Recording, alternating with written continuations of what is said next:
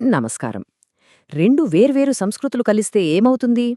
సాధారణంగా ఆహారం, సంగీతం, భాష ఇలా ఎన్నో విషయాలు ఒకదానితో ఒకటి కలిసిపోయి ఒక సరికొత్త రూపాన్ని తీసుకుంటాయి. మరి ఇదే కలయిక వాస్తుశిల్పంలో జరిగితే? అప్పుడు అది కేవలం ఒక కలయికగా మిగిలిపోదు. రాళ్లలో చెక్కిన ఒక శాశ్వతమైన కథగా మారిపోతుంది. ఈరోజు మనం మాట్లాడుకోబోయేది సరిగ్గా అలాంటి ఒక కథ గురించే. భారతదేశంలో రెండు గొప్ప సంప్రదాయాలు కలిసినప్పుడు పుట్టిన ఒక అద్భుతమైన కళాత్మక గుర్తింపు. అదే ఇండో ఇస్లామిక్ వాస్తుశిల్పం. సరే, మరి ఈ ప్రయాణాన్ని మొదలుపెడదామా? ఈరోజు మనం ఈ ప్రత్యేకమైన శైలి ఎలా పుట్టింది, ఎలా పెరిగింది, చివరకు ఎలా పరిపూర్ణత సాధించిందో అదంతా ఒక కథలా తెలుసుకుందాం. మొదట పునాదులు నుంచి మొదలుపెట్టి అది శిఖరాగ్రస్థాయికి ఎలా చేరిందో స్టెప్ బై స్టెప్ చూద్దాం. అయితే ముందుగా ఒక విషయం మనం స్పష్టంగా అర్థం చేసుకోవాలి. ఇండో ఇస్లామిక్ వాస్తుశిల్పమంటే ఏదో ఒకే ఒక స్టైల్ కాదు, అస్సలు కాదు. ఇది కొన్ని వందల సంవత్సరాల పాటు రకరకాల రాజవంశాల పాలనలో మెల్లమెల్లగా రూపుదిద్దుకున్న అనేక శైలుల అద్భుతమైన మిశ్రమమన్నమాట. అసలీ సంగమం ఎంత గొప్పదో అర్థం కావాలంటే ఈ రెండు శైలుల మధ్య ఉన్న తేడాలు చూడాలి. ఒకవైపు చూస్తే మన దేశీయ భారతీయ శైలి, దీన్నే ట్రెబీట్ అంటారు. అంటే స్తంభాలు, దూలాల మీద ఆధారపడి కట్టే నిర్మాణాలు. అలంకరణలో మనుషుల, జంతువుల బొమ్మలు చాలా సహజంగా కనిపిస్తాయి. ఇక మరోవైపు ఇస్లామిక్ ఆర్క్యువేట్ శైలి. ఇక్కడ మొత్తం ఆర్చ్లు, గోపురాలదే హవా. దీనివల్ల లోపల చాలా విశాలమైన ఖాళీ ప్రదేశాలొస్తాయి. అలంకరణ విషయానికొస్తే జామితీయ నమూనాలు, క్యాలిగ్రఫీ తప్ప మనుషుల రూపాలుండవు. చూశారా ఎంత తేడా ఉందో? ఈ రెండింటిని కలపడమే అసలు కిక్కన్మాట. ఇది అనుకోకుండా జరిగిందేమీ కాదు. చాలా ఉద్దేశ్యపూర్వకంగా, సృజనాత్మకంగా చేసిన ఒక ప్రయత్నం. మన భారతీయ కళాకారుల నైపుణ్యం ఇస్లామిక్ ఇంజనీరింగ్ సూత్రాలతో కలిసినప్పుడు పూర్తిగా కొత్తగా, ఎంతో ప్రత్యేకంగా ఉండే ఒక కళారూపం పుట్టింది. సరే, మరి ఈ కొత్త శైలిని గుర్తించడానికి ఉపయోగపడే ముఖ్యమైన లక్షణాలేంటి? దాని నిర్మాణంలో ఉన్న ఆ ప్రత్యేకమైన అంశాలు ఏమిటో కాస్త లోతుగా చూద్దాం. ఈ శైలిలో వచ్చిన అతిపెద్ద మార్పు అంటే ఈ ఆర్క్యుయేట్ సిస్టమ్. ఆర్చ్లు, డోమ్లు వాడటం వల్ల ఏమైందంటే మధ్యలో స్తంభాల అడ్డంకే లేకుండా చాలా పెద్ద పెద్ద హాల్లు, ప్రార్థనా మందిరాలు కట్టడం సాధ్యమైంది. ఇది మొత్తం బిల్డింగ్ల స్వరూపాన్నే మార్చేసింది. ఇవి ఈ స్టైల్కి కొన్ని ట్రేడ్మార్క్స్ లాంటివి.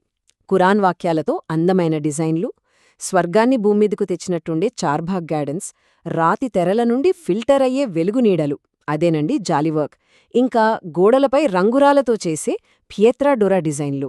ఆఖరిది ఫోర్షార్టనింగ్. ఇది చాలా ఇంట్రెస్టింగ్ టెక్నిక్.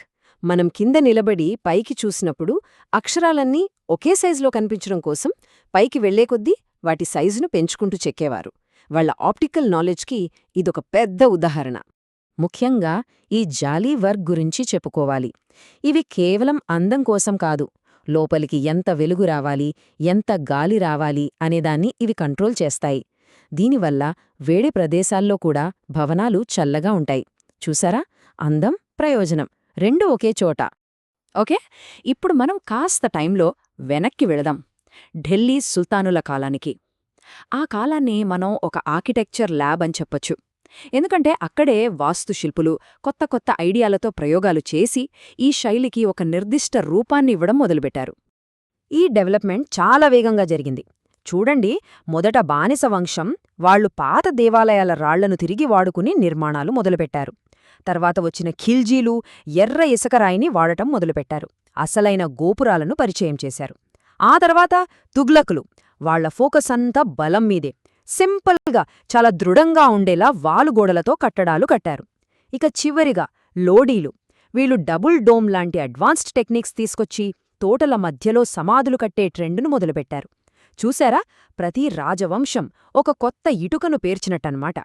ఈ కాలానికి గుర్తుగా నిల్చే రెండు అతి ముఖ్యమైన కట్టడాలు ఏవంటే ఢిల్లీలోని కువ్వత్ ఉల్ ఇస్లాం మసీదు మరియు కుతుబ్ మినార్. భారతదేశంలో ఈ కొత్త వాస్తు ప్రస్థానానికి ఇవి పునాదిరాళ్లలాంటివి.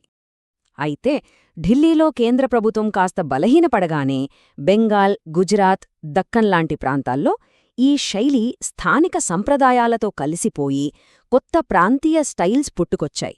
ఇది ఈ వాస్తుశైలి ఎంత ఫ్లెక్సిబుల్గా ఉందో చూపిస్తుంది. ఆ ప్రాంతీయ శైలుల ప్రతిభకు ఒక గొప్ప ఉదాహరణ దక్కన్లోని గోల్ గుంబాజ్.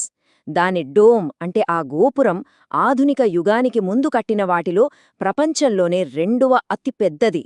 ఆ కాలం ఇంజనీర్ల ప్రతిభకు, వాళ్ల ఆలోచనల స్థాయికి ఇది ఒక అద్భుతమైన నిదర్శనం.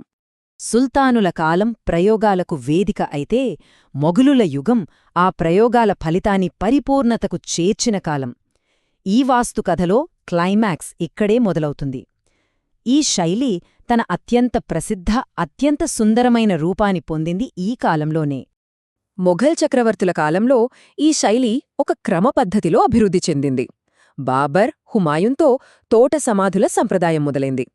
అక్బర్ ఎర్ర ఇసుకరాయితో ఫతేపూర్ సిక్రీ లాంటి గొప్ప నగరాలనే నిర్మించాడు. జహంగీర్ కాలంలో మొదటిసారి పూర్తిగా పాలరాతి వాడకం, పియత్రాడూరా అలంకరణలు వచ్చాయి. ఇక షాజహాన్, ఆయన కాలంలో తాజ్మహల్ రూపంలో ఈ శైలి అందంలో, నిర్మాణంలో అత్యున్నత స్థాయికి చేరింది. ప్రయాణం ఇక్కడ పరిపూర్ణమైంది. ఒక్కసారి ఈ టేబుల్ చూస్తే వాళ్లు వాడిన మెటీరియల్స్ కూడా వాళ్ల కథను చెబుతాయి.